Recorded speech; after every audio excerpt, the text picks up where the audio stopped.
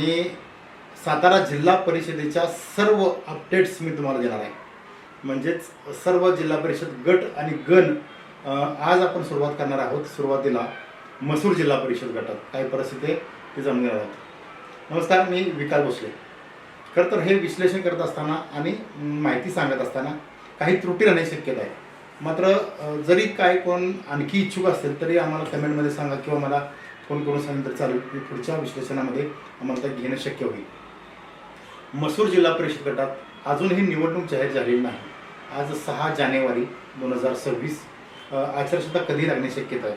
मात्र निवडणूक जाहीर होण्यापूर्वीची मसूर जिल्हा परिषद गटामध्ये काय परिस्थिती आहे मी तुम्हाला सांगणार आहे. मसूर जिल्हा परिषद गट पहिल्यापासून हा काँग्रेस आणि राष्ट्रवादीचा बालेकिल्ला. मी काँग्रेस हा शब्द का वापरला तर 1999 साली राष्ट्रवादी स्थापना झाली तेव्हापासूनच राष्ट्रवादीचा बालेकिल्ला हा मसूर जिल्हा परिषद गट म्हणून ओळखला जातो. विशेषतः माजी सहकार मंत्री माजी आमदार बाळासाहेब पाटील यांचा हा बालेकिल्ला म्हणून मसूरचा उल्लेख होतो. आणि आत्ता सध्या काय परिस्थिती आहे, या बालेकिल्ल्याला सुरुंग लावण्यासाठी भारतीय जनता पार्टी किती कार्यरत आहे, राष्ट्रवादी काँग्रेस अजित पवार गटाची काय परिस्थिती आहे आणि याचबरोबर शिवसेना तिथं काय चाचपणी करत आहे. कोण इच्छुक उमेदवार असतील, मसूर जिल्हा परिषद गट, मसूर गण आणि वडोली भिकेश्वर गणामध्ये काय परिस्थिती आहे मी तुम्हाला सांगणार आहे.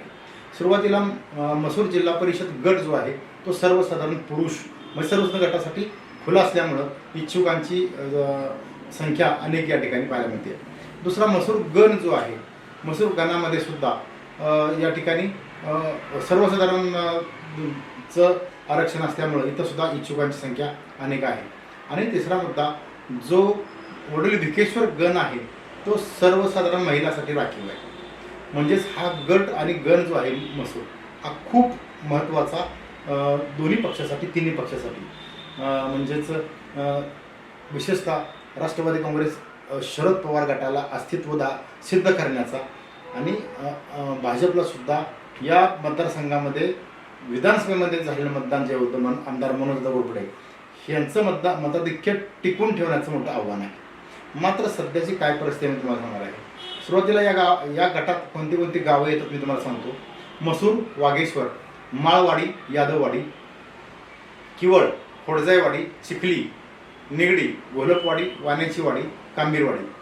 आणि वडोली गण जो आहे म्हणजे जिल्हा परिषद गटाचा दुसरा गण जो आहे त्यात आहे वडोली भिकेश्वर, धनकवडी, जुने कवटे, नवीन कवटे, खराडे, बेलवाडी, कालगाव, चिंचणी, हेळगाव, बानवडेवाडी, पाडळी, गोसाईवाडी, गायकवाडवाडी, कचरेवाडी, हनबरवाडी आणि कोणेगाव. या साधारणतः 27 गावांचा साधारणतः या जिल्हा परिषद गटामध्ये समावेश होतो. आता या जिल्हा परिषद गटामध्ये पहिल्यापासून पाण्यावर राजकारण या ठिकाणी होतं. धनगरवाडी, हनबरवाडीचे पाणी जो मसूर पूर्व भाग आहे तो जो पाण्यापासून वंचित आहे यावर निवडणुका या लढल्या जातात आणि जिंकल्या जातात. आदरणीय स्वर्गीय पी डी पाटील साहेबांनी ही योजना सुरू केली आणि मधल्या काळामध्ये माजी मंत्री बाळासाहेब पाटील यांनी स्वतःला निधी आणला, मात्र तो अपुरा निधी होता. आणि सध्याचे विद्यमान आमदार जे मनोज घोरपडे आहेत यांनी या पूर्णत्वास नेण्यासाठी खूप मोठे योगदान दिलेलं आहे मनोज घोरपडे यांनी. म्हणजेच काय तर मसूर जिल्हा परिषद गटामध्ये जो उमेदवार जिंकून येईल त्या उमेदवाराकडे सर्वांच्या नजरा असणार आहे. सुरुवातीला जिल्हा परिषद गटाचा जर विचार करायचा झाला, आपल्या मसूर जिल्हा परिषद गटाचा जर विचार करायचा झाला तर यामध्ये सध्या कोण कोण इच्छुक आहेत मी तुम्हाला सांगणार आहे. सुरुवातीला या गटामध्ये भारतीय जनता पार्टीकडून महत्त्वाचं परिणाम येतं ते म्हणजेच चिखली गावचे सुपुत्र कुलदीपानाथ क्षीरसागर यांचं. त्यानंतर दुसरे इच्छुक आहेत भाजपकडून जोरदार जे त्यांचं सुरू आहे ते प्रमोद गायकवाड बेलवाडी. यानंतर तिसरं नाव येतं दीपालीताई खोत, वाण्याच्या वाडीच्या या दीपालीताई खोत आहेत आणि भाजपच्या सक्रिय कार्यकर्ते आहेत. यानंतर सोमनाथ चव्हाण हे सुद्धा इच्छुकांच्या यादीमध्ये या ठिकाणी असू शकतात भाजपाकडून. त्यानंतर प्राध्यापक प्रमोद जाधव पाडळी हे सुद्धा या इच्छुकांच्या या जिल्हा परिषदेसाठी असू शकतात. मात्र महत्त्वाचं म्हणजे काय तर जिल्हा परिषद गटामध्ये मसूर गावचे प्रतिनिधी म्हणून जे या ठिकाणी सुरुवातीला नाव घेतलं जाते ते म्हणजेच मसूर गणामध्ये वसंतराव जगदाळे यांचे बंधू लालासाहेब जगदाळे, याचबरोबर सागर जगदाळे आणि पवन निकम यांच्या नावाची जोरदार या ठिकाणी चर्चा जिल्हा परिषदेमध्ये सुद्धा आहे. म्हणजेच काय, एकंदरीत साधारणतः 8 ते 10 इच्छुक उमेदवार हे भाजपकडं सध्या तरी दिसत आहेत. आणि आणखी कोण इच्छुक असतील तरी तुम्ही कमेंट बॉक्समध्ये मला टाकू शकता, म्हणजे पुढच्या विश्लेषणामध्ये ते इच्छुक उमेदवार मला घेता येतील. त्यानंतर जे काँग्रेसकडून जिल्हा परिषद गटात मसूरमध्ये इच्छुकांची नावं जी आमच्या समोर येत आहेत, ते पहिलं नाव आहे मानसिंगराव जगदाळे. त्यानंतर दुसरं नाव आहे ते म्हणजेच सौ संगीता उर्फ माई साळुंके किवळच्या, ज्या राष्ट्रवादी काँग्रेस शरद पवार गटाच्या नेत्या आहेत त्या. तिसरं नाव आहे लालासाहेब पाटील कवठे, जे सह्याद्री सहकारी साखर कारखाने संचालक आहेत. त्यानंतर संजय घोलप निगडी गावचे, हे माजी आमदार माजी मंत्री बाळासाहेब पाटील यांच्या निकटवर्ती आहेत. त्यानंतर अजितप्पा पाटील चिखलीकर यांचं सुद्धा नाव इच्छुकमध्ये साधारणतः जिल्हा परिषद गटासाठी घेतलं जात आहे. आणि नंतर नाव आहे म्हणजे डॉक्टर विजय साळुंखे किवळ, ज्येष्ठ नेते आहेत राष्ट्रवादी शरदचंद्रजी पवार पक्षाचे, हे सुद्धा इच्छुकमध्ये असू शकतात. एकंदरीत काय तर जर इच्छुकांची यादी जर बघितली तुम्ही मसूर जिल्हा परिषद गटामध्ये, तर ती सुद्धा 11वर जाते आत्ताच्या जिल्हा परिषद गटामध्ये. म्हणजेच काय, मसूर जिल्हा परिषद गटामध्ये मोठी लढत या ठिकाणी पाहायला मिळेल. मात्र उमेदवार निश्चित कोण होणार, कोण उमेदवार असणार याकडे सर्वांच्या नजरा आहे. आता यावर जर कंगोरे जर पाहिले, आपण गणाचा विचार थोड्या वेळाने करू, मात्र जिल्हा परिषद गटाचा जर विचार केला तर मसूर जिल्हा परिषद गटामध्ये येणारे 27 गावं, आणि या 27 गावामध्ये साधारणतः जो हा बालेकिल्ला आहे, म्हणजे राष्ट्रवादीचा पहिल्यापासून बालेकिल्ला आहे, हा महत्त्वाचा, म्हणजे हा गोष्ट महत्त्वाची. मात्र नुकत्याच झालेल्या 2 वर्षापूर्वी 2.5 वर्षापूर्वी झालेल्या बाजार समितीच्या निवडणुकीमध्ये मात्र या बालेकिल्ला पहिला सुरुंग लागला. आणि या बाजार इथून राष्ट्रवादी काँग्रेस अजित पवार गटाचे जे उमेदवार होते, म्हणजे बाळासाहेब पाटलांच्या विरोधातले जे उमेदवार होते, यांना चांगलं मताधिक्य बाजार समिती निवडणुकीमध्ये मिळालं. मात्र विधानसभा निवडणूक जी झाली 1 वर्षापूर्वी, या निवडणुकीत भारतीय जनता पार्टीचे आमदार मनोजदादा घोरपडे यांनी मात्र या मोठं मताधिक्य या अनेक गावामध्ये घेतल्यामुळं खरं तर बालेकिल्ल्याला सुरुंग लावण्याचं काम हे भाजपनं त्यावेळेपासून सुरू केलेलं आहे. आता खरं तर या मतदारसंघावर पकड पहिल्यापासून माजी मंत्री बाळासाहेब पाटील, मानसिंगराव जगदाळे, लालासाहेब पाटील यांच्यासारख्या दिग्गज माणसांची पकड होती. मात्र या 2 निवडणुकीमध्ये कमी झाल्यामुळं या जिल्हा परिषद निवडणूक जिंकण्यासाठी भाजपनं जोरदार लॉबिंग सुरू केलेलं आहे. मात्र महत्त्वाचा मुद्दा काय तर कुलदीप क्षीरसागर जे चिखली गावचे सुपुत्र आहेत आणि खासदार श्रीमंत छत्रपती उदयनराजे भोसले यांचे ते कार्यकर्ते आहेत. आणि हे मोठ्या प्रमाणात इच्छुक असल्यामुळं त्यांनी अनेक कार्यक्रम देखील या मतदारसंघामध्ये घेतले. कार्यक्रम घेणं सोपं असताना त्याचा मिळालेला रिस्पॉन्स जो आहे, त्याला मिळालेला जो पाठिंबा आहे तो प्रचंड मोठ्या प्रमाणात असल्यामुळं भारतीय जनता पार्टीच्या पुढं सुद्धा आता मोठं आव्हान उभं राहिले की या 10 पैकी कुणाला उमेदवारी द्यायची. मात्र त्यामध्ये कुलदीप क्षीरसागर यांचं नाव सगळ्यात पुढं सध्या तरी दिसतंय. आता दुसरा मुद्दा, कुलदीप क्षीरसागर यांच्याबरोबर प्रमोद गायकवाड सुद्धा बेलवाडीचे जे भाजपचे जुने कार्यकर्ते आहेत त्यांना ते सुद्धा दीपाली एक होत आहेत.